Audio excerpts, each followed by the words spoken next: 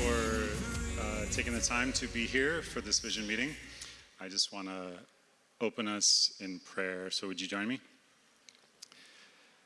God, thank you for each person who's here to hear the vision that you've put on our hearts as a team and the mission that you've given us as a church to accomplish in this community and around the world. And I'm just so fortunate to be a part of it and get to serve on a team of people that love you and that I love so dearly, and it's just a great blessing. And so I pray that their passion for you and their passion for this community and for lost people just shines through today. I ask it in Jesus' name, amen.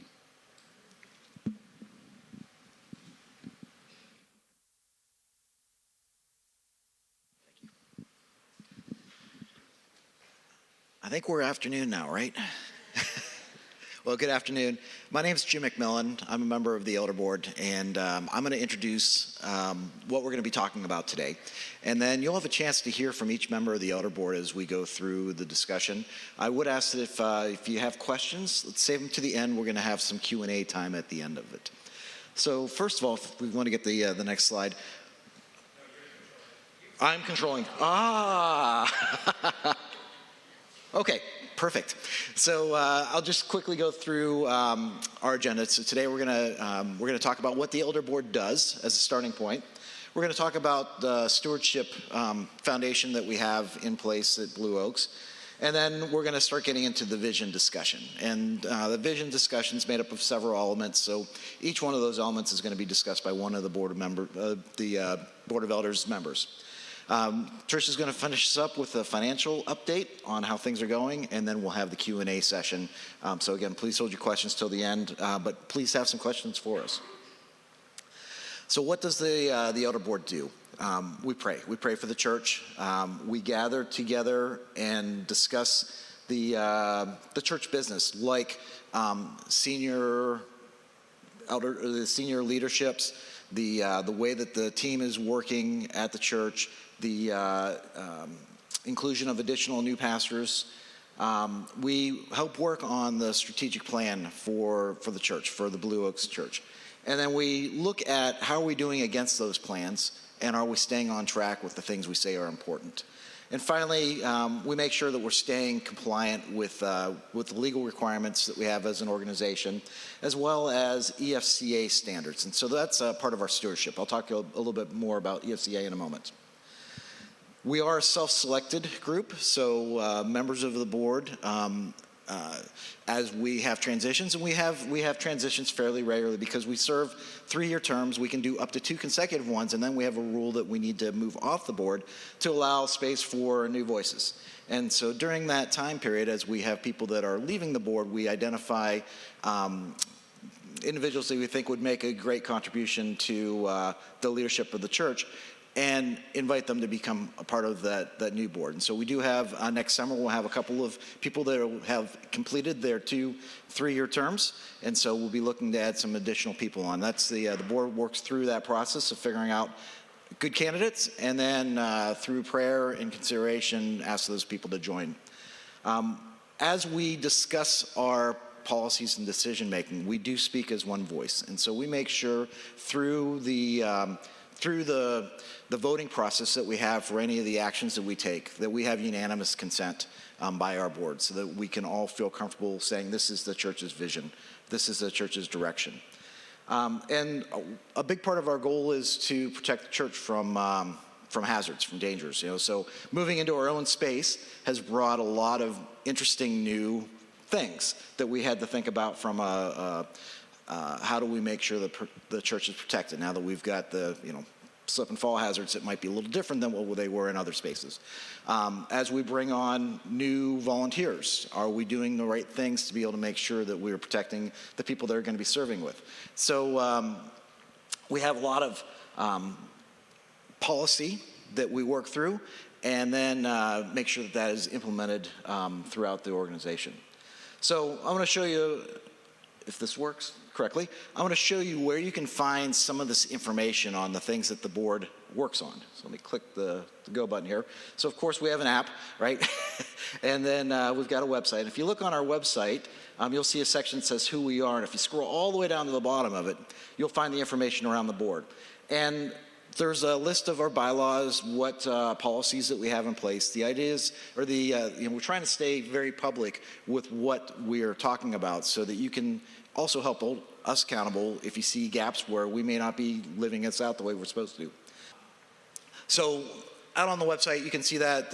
You'll also see all of our names listed. As each of us come up today, we're going to be introducing who we are. So you'll be able to hopefully put some names and faces together.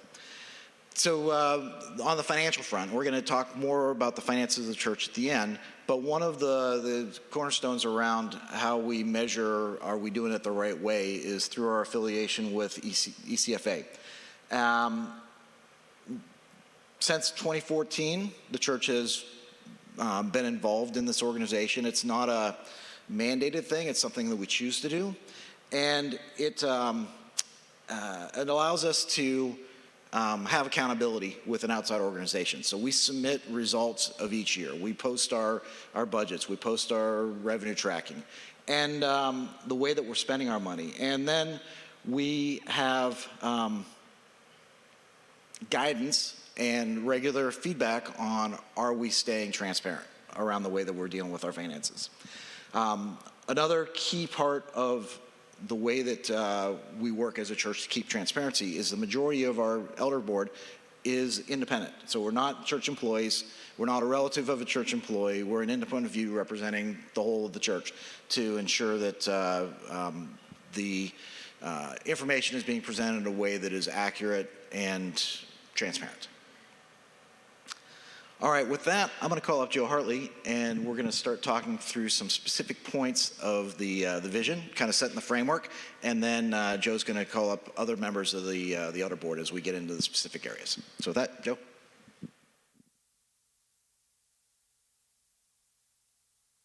All right. Thank you, Jim. All right, so we started our strategic plan that's currently in place 2 years ago. And as a board, we started doing some detailed demographic studies of the Tri-Valley because, as you know from living here, the Tri-Valley continues to grow and evolve. We did a lot of praying, and we studied what our church was all about. And we did all of the initial planning for this 10-year period 2 years ago. And we came up with a vision statement that is driving our direction from 2024 to, yes, 2034. So in the next decade, Blue Oaks Church will ignite a movement of empowered servants and visionary leaders transforming the Tri-Valley from the inside out. And that the key to this is empowered servants and visionary leaders, and that's you. So we want everyone who attends Blue Oaks to be an empowered servant and eventually be the visionary leaders who are working throughout the Tri-Valley to transform it for Jesus. And the only way that's going to happen is when we look at the foundation of our vision, it's through the Great Commission. And just as a reminder of what that means, it's therefore, go and make disciples of all nations, baptizing them in the name of the Father and the Son and the Holy Spirit, and teaching them to obey everything I have commanded you. And surely I am with you always to the very end of the age. And that's from Matthew 28, 19 through 20. And we talked about this last year at this meeting, but really there's two key aspects to that verse as it relates to what we're charged to do as a church, and it's that part about go and make. And it's really this journey to Christ-centered living, and we talked about the fact that if all we did as a church is focused on going out into the world and sharing the gospel, but we didn't make disciples, then we'd really just be creating a fan club for Jesus. But that fan club would be fickle and not necessarily grow those deep roots for Christ. And that's why the second half of this is about making disciples. So if we didn't make disciples, then that fandom would just eventually disappear. But as a church, if all we do is focus on making disciples and we forget that fact that we have to go out and bring people in, then what we do is we eventually wither as a church because we become so insider focused, we lose the fact that our mission is ultimately to go out into the world. So we are constantly as a church focusing on going out into the world, reaching out into the world, but also focusing on making disciples of all those who attend Blue Oaks. Because remember, the core of our vision is if we're not making disciples, then we won't have that group of empowered servants and visionary leaders. So discipleship is key to the future. So just as a reminder that vision can be summed up in this tagline, if you will. We are going to be empowered to serve, inspired to lead, and we will see a Tri-Valley transformed. So we focus on we break that 10-year time period into 3-year segments. So from 2024 to 2026, so we're right smack in the middle of that time frame. We looked at 4 mid-range goals, and we're going to go through each one of those individually next, but I'm going to tee those up so that you know what's coming. The 4 mid-range goals that we're looking at as a church is to strengthen the foundational systems for sustainable growth. It really is the foundation to enable everything else to happen. We're going to deepen the engagement of all the people who attend Blue Oaks. We're going to activate a culture of service and leadership, which is at the core of that long-range vision. And we're going to unleash compassion through 10,000 acts of kindness. And so that's what we're going to talk about in the next little bit. And next, I'd like to invite Crystal Liang up to talk about the first point there, strengthen the foundational systems. Thank you. So I'm here to talk about strengthened foundational systems. We will define our financial systems and technology to ensure transparency, stewardship, and sustainability. This includes developing a healthy balance sheet, implementing technology that supports our strategic initiatives, and converting visitors into fully engaged Blue Oak attendees. And next, I'm going to talk about some accomplishments we did in 2024 and 2025. So in 2024, we converted to a new church management system. We rolled out a personalized spiritual growth center app. So the Blue Oaks app is a multi-purpose tool that helps with every attendee's spiritual growth, as well as a key communication tool. And we also, in 2024, consolidated to a single supplier for other functions. So for example, we were using 3 different systems for donations. Now we use 1, so that's great. And in 2025, we rolled out a church-level discipleship accountability. Sorry, I'm supposed to speak to certain things, but I can't find it right now. So we'll move on to the next point, which is roll out church-level new guest assimilation measurement and accountability. So we want to make sure every person who walks through our doors on Sunday feels welcomed, and we are implementing processes where every new person is welcomed and followed up with, so they just don't feel like they just came and left and nobody cared or spoke to them and such. And so now I'm going to welcome Judy Fonge. I'll be talking to the Deepen engagement vision framework. 75% of Blue Oaks regular attendee will actively engage in Blue Oaks defined spiritual growth process. This is the shortest statement in our vision framework, but this is where we define our discipleship making process. So let's see what those steps are. And this process is a journey into a Christ-centered living. And these are the steps. But this is not linear. As you see listed here, it's not numbered. So some people may decide to serve on a team first, or they may want to connect in a small group first. So it's very personal. And that last thing that's listed there, again, it's not linear, is share your story. That's where we personalize evangelism come in. You share the good news with others as it impacts you with a Christ-centered living. And you would invite them alongside you to live that Christ-centered living. And that's very exciting. So moving on, this slide tells us how we've implemented those steps. In 2024, last year, we refreshed and refined our spiritual growth process, and that's how we got to those steps in the previous slide. And it rolled out a personal spiritual Growth Center app. And Crystal addressed that a little bit, but I want to tell you that this is the app that we've been asking you to log in on Sunday mornings because it is personalized and customized. So it would help you go to the next step in your personal journey.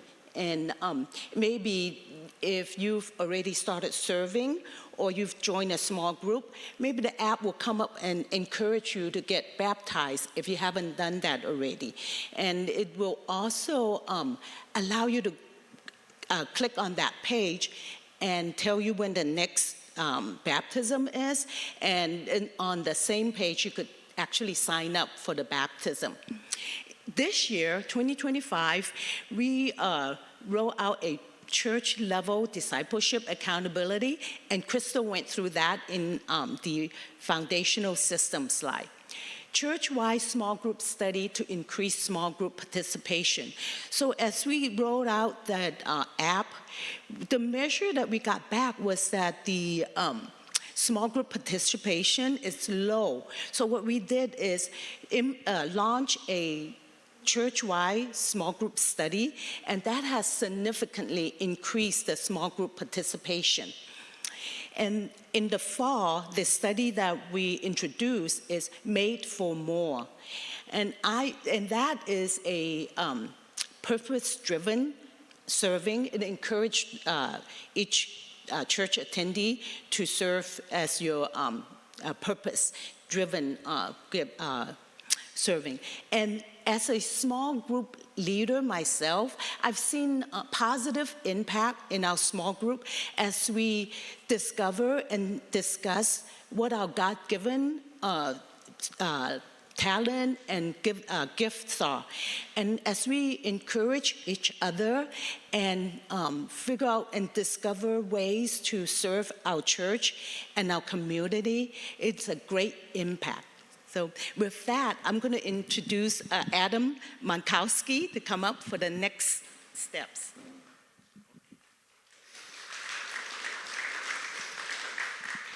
Hi, everybody. My name is Adam Monkowski. I rejoined the board about 6 months ago, and I'm going to talk about a culture of service and leadership, which is really kind of one of the centerpieces of our 3-year plan, of our short-term vision. And so what we have here is Blue Oaks will foster ownership, ignite passion, and cultivate a service culture within our church by increasing volunteer engagement and leadership across all ministries. And by the end of 3 years, 60% of attendees will actively serve with their unique gifts and strengths. And so this ties directly into our vision of making empowered servants and visionary leaders, and it's really central to what we've done. So it's driven a lot of activity over the last 2 years. And so going into that a little bit, in FY24, there was a mindset shift, and Joe noted to me, this is really important, even though it says mindset. I don't know if you think mindset is not a powerful word, but this was really central to kind of forming a transition with how we realize our vision, because ultimately, to transform the Tri-Valley, we need our attendees to feel empowered to lead. And so what that led to these next steps in FY25, and it started with this Made for More series that Judy was talking about. And it was more than just a series, I think, for our church. We see this as foundational to how we move forward, because we want attendees, we want our congregation, we want everyone here connecting with where God is calling them to lead in the church and serve in the church. And we actually expect this series to be, or this study to be offered every season, because we'd like every new Blue Oaks attendee to go through this and think about how am I called to join the body. Secondly, to define serve teams and positions based on shape. So we have so many people serving already, but to help more people find their role kind of through this shape process, we intend to publish our jobs. And Joe and the staff actually went through a recent exercise and listed, I think, about over 100 jobs and tied them to shape attributes. And that's going to allow people, as they kind of recognize where God has gifted them, help connect them with roles in the church where they can start to serve and start to lead. Additionally, the church has implemented a volunteer management accountability system. So this is a number of online systems and structures where people we can attract, onboard, train, encourage, and develop new leaders within the ministry. And then the last bullet is something that has started and is being developed as we move forward. And this is adding missional groups as a tool for people that have personal ministry callings. If you have a passion for a particular need or ministry in our Tri-Valley, to empower people to be able to engage with that and draw people in and help them serve. And so going into a little bit more with that, so a missional group, it's a small group with a purpose to serve. Right now there are 3 missional groups available, but the intention here is that if you feel drawn into doing a service, you'll be given access to Blue Oaks Communication and our small group system, that whole infrastructure, to try and attract people to this group and help serve this ministry that you feel drawn to. Blue Oaks might assist with funding or fundraising. And another important aspect about these missional groups is that where it's encouraged to include non-Blue Oak attendees. And this is a way that Blue Oaks can offer not only impact to the community through service, but can offer our community places to serve and make impact within our community themselves, all just supporting us being a light in our community and achieving our vision of Tri-Valley transformed. And so going into our next pillar, I'm going to invite Joe to come back up and touch on that. All right, I'd like to talk about 10,000 acts of kindness. So our fourth pillar is to continue being a beacon of hope in the Tri-Valley. Blue Oaks will perform 10,000 acts of kindness, deepening partnerships with local organizations to serve the homeless, foster care children, seniors, and individuals with special needs. And in the last fiscal year, we launched Love Sunday after Easter. That's where we canceled our Sunday services and we served. How many of you attended Love Sunday last year? So that was a lot of fun and a lot of service opportunities. A lot of people benefited from those service opportunities. The other thing that we did is we have launched the process of making this building available for use throughout the week to local nonprofits. There's a dearth of buildings available for nonprofits to use. And one of the things that studies have shown is that those people who serve as volunteers are more open to the gospel than people that don't. And so a lot of people might be stepping into the church for the first time by coming through a nonprofit and all of a sudden realizing a church might not be a scary place. So really we view our building use by nonprofits as an opportunity for evangelism. We also launched our building as a place for celebration of life, free of use for the community as well. So that's another opportunity for exposure to the local community. So we really do view the building not only as a place for people to grow in their spiritual journey, but as an outreach to the community. And I know this sounds strange. How can you have accounting with acts of kindness? But we've implemented how can we have 10,000 acts of kindness? How will we know if we reach this goal if we're not accounting for it? But we really had to put our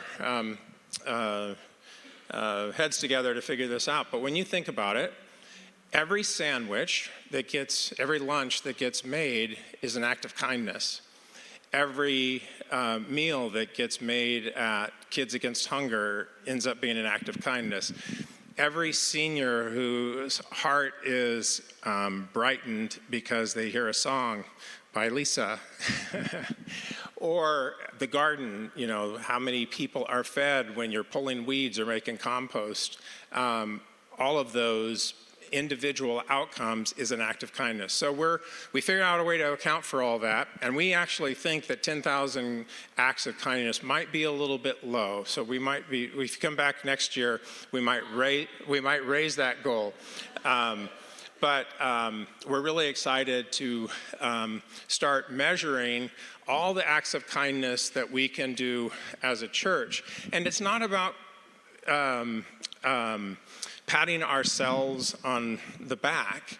It's helping us realize that those acts of kindness help the church reach people who might be attracted to serve at Blue Oaks. And then when they're serving at Blue Oaks, they too might then be willing to come to Blue Oaks on Sunday because they realize that there's a church that's serving the community. It becomes a great evangelism opportunity because you can invite your friends and neighbors to go serve. They might be willing to pull weeds, but they won't be willing to come to church. But then they get together, pull weeds, and they see all these church people, and they realize we're not weird, and then they come into church with you when they get to their invitation. So that's why 10,000 acts of kindness becomes really, really important. So that's our fourth pillar of our mid-range plan.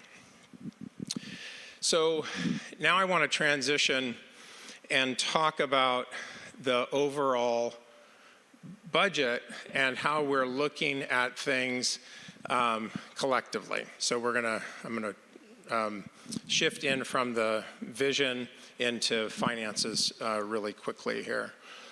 So if you think about make or reach, reaching out into the community, or grow, spiritual growth, as in making discipleship. And then we have another concept of the foundational processes, this building, the lights, the power, all of that becomes the infrastructure that empowers all of the work that we do here. And we look at how we spend money for salaries and utilities and gardening and the donations we make into the community. We want to present to you kind of how that pie gets sliced. It's really boring, and you can see all of our finances if you want to look at our publicly audited financial statements. You go to our webpage, as Jim showed you. We publish every year our audited financial statements, but that doesn't really show you the intent and how it's all being published, how it's all being used. So we have this pie chart. And for those of you that love pie charts, this is a great pie chart, but it doesn't stand alone without some explanation. So I'll start on the right with Empower. So Empower is, our total budget is about $2.2 million for the year. And of that, we're spending $718K on the infrastructure. So that's what we're paying for the mortgage on the building and all that important stuff like water, power, et cetera. So anything involved with the basic infrastructure of the church. We're spending $918,000. I know it's very precise, but it's really tied to every penny that we spend in the budget is accounted for in this pie chart. But approximately $918K is what we're spending for spiritual growth of people who attend Blue Oaks on a regular basis. So that includes Sunday morning. It includes everything we do with small groups and facilitating service, but the spiritual growth steps that Judy showed on the screen is what's represented in the 918K. It includes our youth ministries and anything that's involved with helping people attend Blue Oaks become more Christ-centered is included in that part of our budget. I'm going to move over to Reach. So Reach is the part of our budget that is what we're doing into the community to attract people to come into Blue Oaks. So the total of that is about 500, I have it here somewhere, but those of you that are quick on math, 522K of our budget is in Reach activities, but I divided that between Reach, that the comp stands for compassion. So we're spending $286K in our compassion ministry, and that money is going into our compassion partners. It includes the Night to Shine dance that we do and grants that we do to others. So that's about 13% of our total budget is going directly out into the community to support those causes that I mentioned of foster care, seniors, special needs, and I always forget one, the homeless. Thank you. I always forget a different one each time I mention that. Lead is, leadership development is low right now because we're in the process of building the leadership core of our volunteer team. So you'll see that slice grow as we build that 10-year vision of empowering more leaders. So that's the budget in whole. If you want to see the details, the more boring details, you can go to our website and see the audited financial statement. Now I want to shift gears and so that you understand our key financial partner in making our building happen. Besides the donations of all the people who gave to make this building a possibility, which was half of the money to make the building a possibility, was donated by the people over the last 7 years. We financed half of the building as well. And our financial partner in doing that was CDF Capital. And CDF Capital is not a bank, it's a ministry. And so I wanted to play this short 1-minute video so that you understand what CDF Capital is, and that in coming newsletters, you'll be able to have an opportunity, if you so desire, to partner in the CDF Capital ministry, but at least you'll understand what that's about. And then after that, Tricia Dizon will come up, who is our board treasurer, and she'll explain a little bit further about the building financing and and everything with a little synopsis of financials. For nearly 70 years, CDF Capital has been helping churches grow. We understand the values that matter to you: legacy, stewardship, and making wise choices with your finances. And at CDF Capital, your investment isn't merely financial. It's a legacy-building tool that extends beyond today and into eternity. In a world where financial decisions can be complex, partnering with what God is doing becomes the wisest choice. God calls His people into a story of transformation, and we help people like you embrace their part in this story by putting their finances to work for the kingdom. Here's how it works. We partner with local churches to help them buy and build a permanent home for ministry by lending them the capital they need. As those churches grow, they repay us with interest, and we pass a portion of that interest back to you. Our straightforward process ensures your involvement is seamless. Since 1953, our system has helped over 1,000 churches and ministries grow, directing almost $2 billion to this important mission. So be part of the story. Experience the joy of stewardship, the profound impact that lasts beyond your lifetime, and the blessing of aligning your resources with God's purpose. Join thousands of kingdom-minded investors who are transforming communities, one church at a time. Contact CDF Capital today.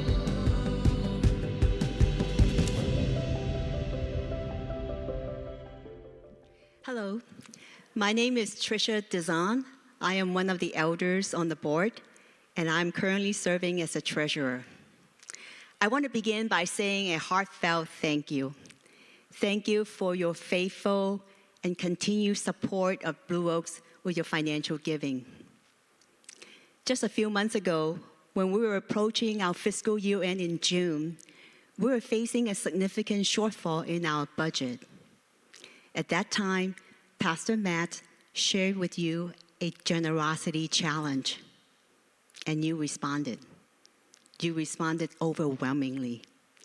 And because of your incredible generosity, we were able to meet the budget with a record single month giving of $566,000. That is the strongest single month of giving ever outside of a capital campaign. Your response was loving and powerful. Thank you for your trust. Thank you for your commitment and believing in what God's vision is for Blue Oaks. As a board, we take our responsibility for stewardship very seriously, which is why many years ago, our church chose to become ECFA certified, as mentioned earlier. Now, this certification means we hold ourselves to a set of high standards for accountability and transparency. And one of the standards requires our annual financial statements to be reviewed by an independent CPA. I'm happy to report this review has been completed, and our most current set of financial statements are now available on the website. I know Joe thinks those are boring, but actually they really give some pretty good information. For those who would like to learn more about our finances or see a little bit more detailed information about stewardship, you can access those financial statements on our website. Under the Give tab, scroll down to the Accountability section, and then you will see a link that will take you to the financial statements. I encourage you to review those financials, and please reach out to us if you have any questions. Regarding our building financing, some of you may remember when we first bought this building, it was an office building, and we had to do a lot of work to convert it to what it is today. The original purchase was $5.2 million, and the remodeling cost was $8.3 million, bringing the total cost of the project to $13.5 million. Of this amount, we paid $6.2 million in cash, and the balance of $7.3 million, we financed it with a loan, as mentioned earlier. The cash portion came from three sources. The first one was our Everyone campaign that started in 2016, and that was for the purchase of the property. Then in 2021, we kicked off our Be the Light campaign, and that was focusing on the remodeling project. Those two campaigns brought in about $4.5 million, and we were also able to pull about $1.7 million from our general fund to make up the $6.2 million in cash. Now, on the loan, we were able to obtain a very favorable interest rate of 4.75%. And we were making interest-only payments until last year, December. At that time, we were then required to start making monthly installments of both interest and principal. Our monthly mortgage payments is $41,000 per month. and we will be required to make this monthly mortgage until May of 2029, which is about 3.5 years from now. And at that time, we would then need to seek refinancing. The loan balance as of today sits at $7.1 million. I know as I'm sharing this information, all these numbers might seem large. Indeed, they are. But I'm reminded that behind every dollar, there's a story of faith, generosity, trust in what God's doing here, and reminding us of how far we have come and God's faithfulness. Because of your giving, we're not just paying down a mortgage. We're building a home for ministry, a home where we can bless our community, a home for people to meet Jesus. I once heard someone say this: giving is not what God used to raise money. Giving is what God used to raise people to be like his son, Jesus. That truth really resonates. We thank you again for walking this journey with us, for believing in the vision, and for investing in what God continues to do in and through our church. Thank you so much. Right now, I'm going to invite the board to come up, and we'll be happy to answer any questions you may have. All right, so this is your elder board, all of us together, and hopefully you learned something about where we see the church going through the next 10 years, up through, well, I guess 9, through 2034. Any questions that you would like to have us answer? Yes. I was just curious, I heard through the presentation, we're calling ourselves attendees or regular attendees. I didn't hear the term church members. I was just curious how that was, it seemed deliberate, like a deliberate decision. I was just curious about that, why we call ourselves attendees versus... I'm going to pass this. Right.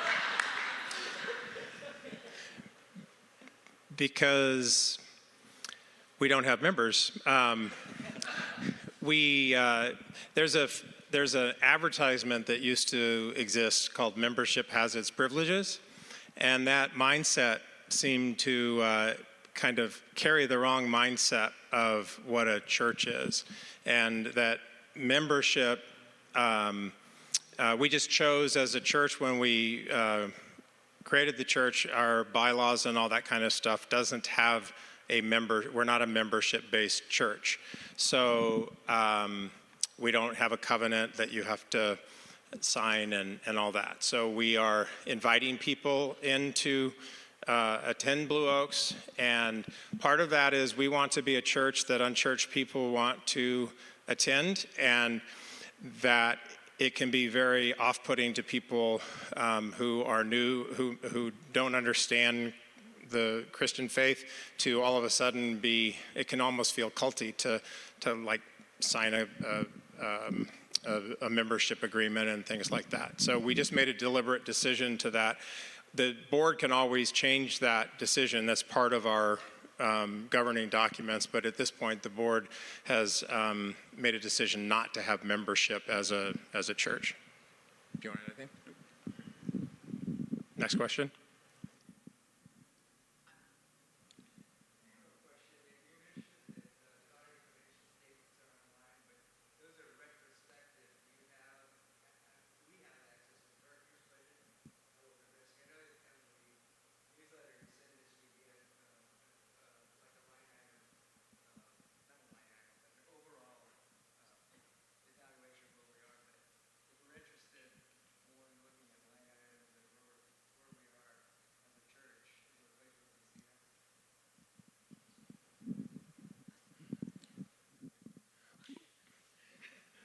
What?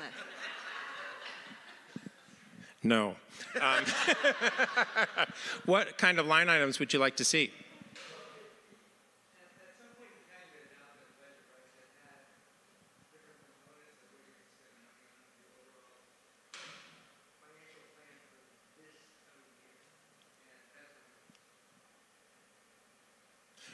So you would like to see a budgetary report, kind of like a year-to-date, how are we doing against our budget kind of report, in addition to how we're doing on the, what we report in the monthly newsletter is how are we doing about income versus the goal, the budget goal. You'd like to see more detail about how we're doing on spending? And would you like to see that at the high level, or would you like to see it at a more detailed level? Okay. I think we could take that under advisement as a board. And the interesting thing, what's great about being ECFA certified is our budget, our finances are public, ultimately public. So there's nothing to hide. So I think we can take that under advisement as the board and stay tuned.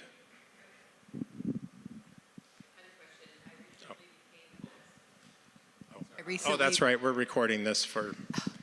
I recently became a small group leader at Blue Oaks, and I Thank you. Yes, I'm excited. I noticed that one of the slides mentioned small group systems. What is that? It's everything from encouraging people to become small group leaders to training you, getting small group leaders together once or twice a year to do training and development and encouragement, and we'll be in touch with you throughout the year. I ultimately would like us to have a small group leader coaches. I'd like to also have a more dedicated person to all. I'm currently the person leading our small group system, and I would like to have, I'd love to have, you know how we had the idea of empowered leaders? I'd love, and people who feel called and gifted in that area. Adam talked about how we actually have 139 positions now defined in the SHAPE system. I know there's someone who is gifted, has a spiritual gift and the passion, and there's going to be someone that bubbles up who's going to be a great person to lead all of our small group leaders. But anyway, the idea of ultimately building out coaches and all that. So that's the everything that we have around that. Small group leader, that's what I'm seeking. I'd love to have, so for example, she's a new small group leader. The ideal is to have small group coaches, which we currently don't have. I'd love to have a small group coach who can answer her questions, like what do you do with a person who talks too much? What do you do with a person who talks too little? You know, those kinds of questions. And now she needs to come to talk to me, and that would be fine. But I'd love to have a coach assigned to X number of small group leaders, and that's kind of where we are going to be going, because we won't be able to grow as a church until we get volunteers who are filling their gifted areas of service.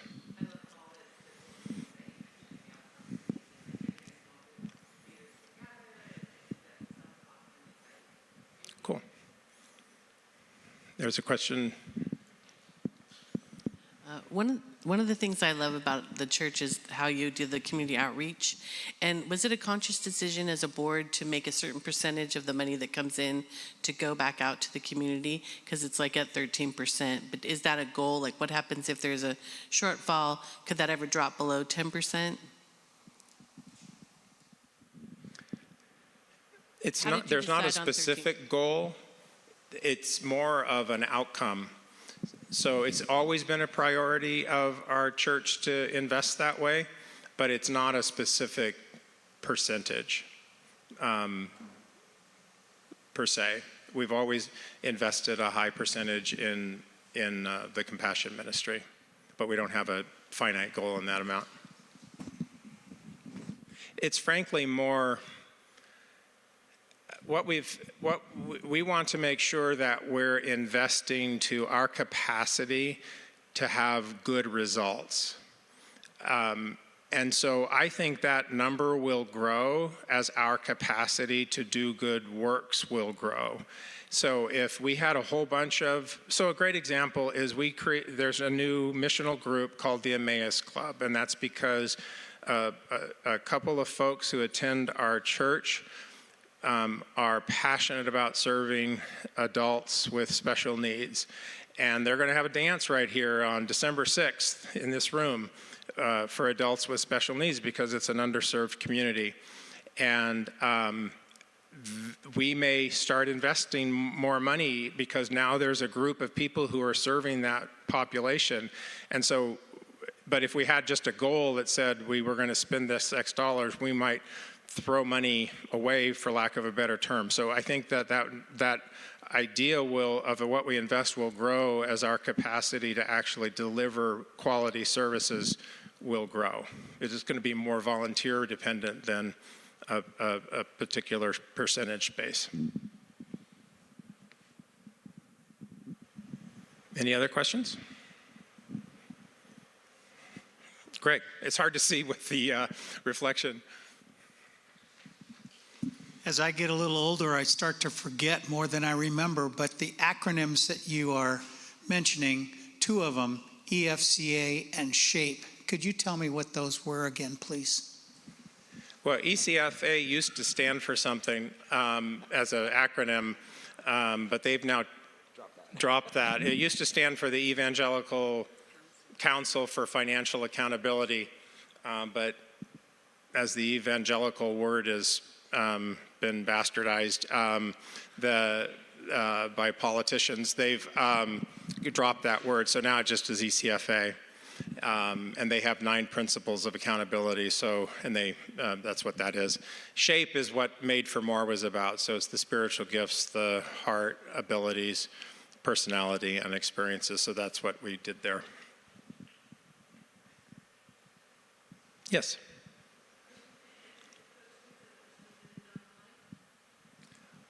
I didn't see them. So I tried to look at them and I didn't see that any were submitted, so I may have read the wrong thing. So she asked if we were going to answer the questions that were submitted online, and I didn't see. Do you have one? I'm sorry, I may have missed it. I read the wrong report. Okay, so what percentage of the attendees participated in Made for More? That was my question that I submitted online. What percentage of people participated in the Made for More as it relates to small groups? Like Matt said, we have 500 attendees. How many people actually participated in Made for More small groups? Like, was it 100? Was it 50? Was Yeah, it small groups. 200? I'll give you, off the top of my head, it was about 150 were in small groups, adult small groups for Made for More. I can't remember precisely, but we keep track of that. And that's part of our spiritual growth accountability system. By knowing the number of people that are in small groups and attending small groups, then that tells us what we need to do to dial up on on small groups, but about 150 if I recall. Any other questions that were submitted online that we missed? Yes. In regard to community outreach, where can we go to find out more about which specific organizations the church is working with and just learn more about those organizations? I would say go to the web. We try to, everything, so the way everything is designed communications-wise is the web is intended to be our public-facing information. The app is intended for people who are attending Blue Oaks, but everything about our compassion ministry is intended to be externally focused. And so if you go to our webpage and look for the compassion ministry, it should be all listed there. So that's where I would start. And if you don't like what you see there, if it's not sufficient, then you can email me and I'll get you to the right place. And I'm joe@blueoaks.church. Ned. Yeah, two questions, if you would. There was mention of, at the end of the 3-year plan or 3-year section, the goal is 60% of attendees to be involved in some discipline or some, not church discipline, but some help or some volunteering and so forth. First question is, how are we doing on that? And did Made for More improve that at all yet, or can you tell? And second question, for those who are not here today and for us. Two-part questions are bad because we can't remember them. But, okay. So we'll get back to you. So the first question is, how are we doing on that? We're low right now, and Made for More is helping. And the actual percentage, again, I can't remember off the top of my head, but that's part of our accountability system that we now have in terms of knowing the number of people. I just don't know off the top of my head. Can I take the mic for a minute? Yeah. All right, we'll give Joe a break for a second. Good. He got stuck with the mic in his hand. So one of the things that we look at as a board every month when we get together is now that we have a collection process for getting some of these facts, is how are we doing across different age demographics, across, particularly like the youth one is one where we say, hey, there could be more serving going on in this area. They're involved in a lot of small group activity because of the way that the youth groups are structured, but that would be an area where we'd love to be able to see some more service. So we are able to see individual kind of segments of the population of people that attend Blue Oaks and target activities that we think might help those areas grow.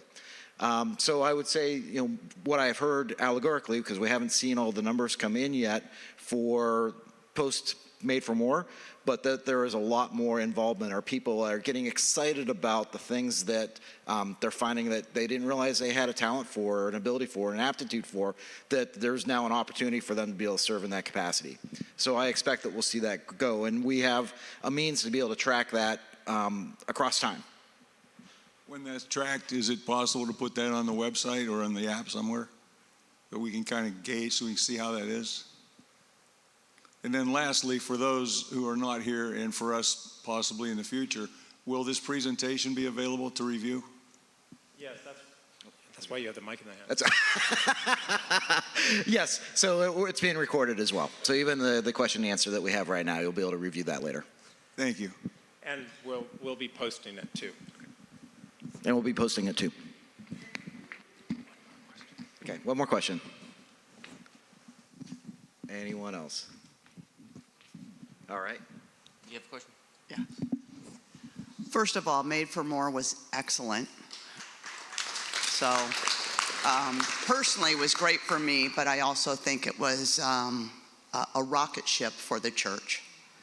So my question is 154 different volunteer positions. How many have been filled, and how do you manage that? You guys are good, but holy smokes, that's a lot of work. Where can we help? So I guess one of the things is the goal is we want to be able to develop volunteer leaders. And so as we fill these positions, we're hoping that many people that are a part of the volunteers will be the ones that are actually leading some of these activities. So it allows us to extend way farther than what we can with the current staff. So that's a big part of that, is that, in these roles, and I don't know if you want to get into specifics about positions.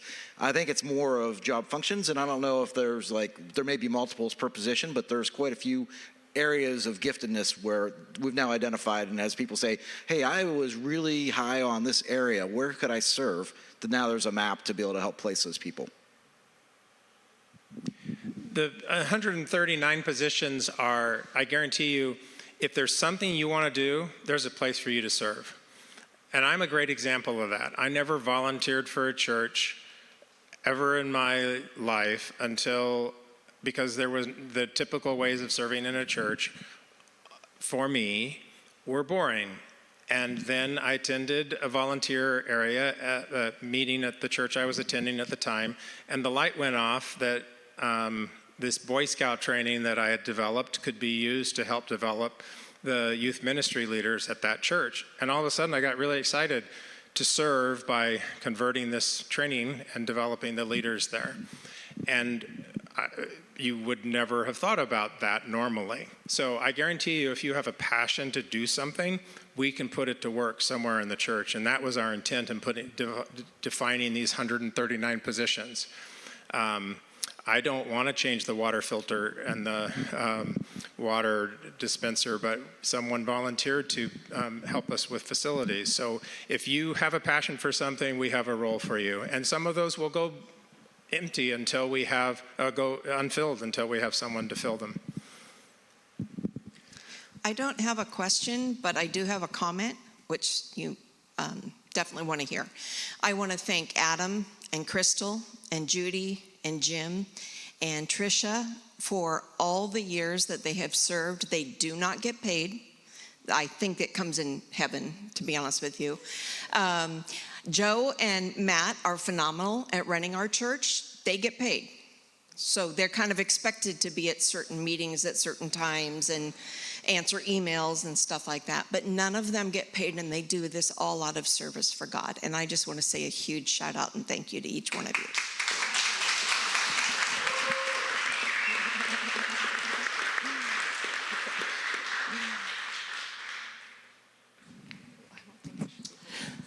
I just wanted to say also, I second that. I think it's very, very phenomenal. I loved hearing all of you guys talk. As a staff member, hearing the elders, get to hear you guys is really, really awesome. Also, as we're talking about volunteering, you know, I've been doing this for a while. It's this style is not something that I feel like is restrictive. And I think it's ingenious, and I've seen it a couple of other places, but not everywhere. And what it does is it allows people to actually serve from a place that's true and genuine. I've seen people serve and then get burned out and then just don't do it anymore. And so the idea is, yeah, we want to get multiple places for you to be able to get engaged. And then also kind of, you know, take your next step after that, you know? And so I don't think there's a mad rush to go, all right, everybody's got to be doing something all at once all the time, like robots. It's like, hey, how can, the church is an organism. So how can we as one body move in our giftedness that God's put inside of us and see optimal impact? And you'll begin to hear stories about people connecting in a more true, genuine way versus, you know, let's just, you know, do and not be. So I love it. I love the vision. I love what Joe and Matt are doing. And so let's just keep going. Well, thanks so much, Lisa Lee and Christian. Any other questions? All right. Well, thank you so much for attending today. Really appreciate all the time that you guys take and invest in this. And if you have more questions as time goes on, always reach out to the board or Joe or Matt as they instructed you today. And yeah, anybody else? All right. Thanks, everybody.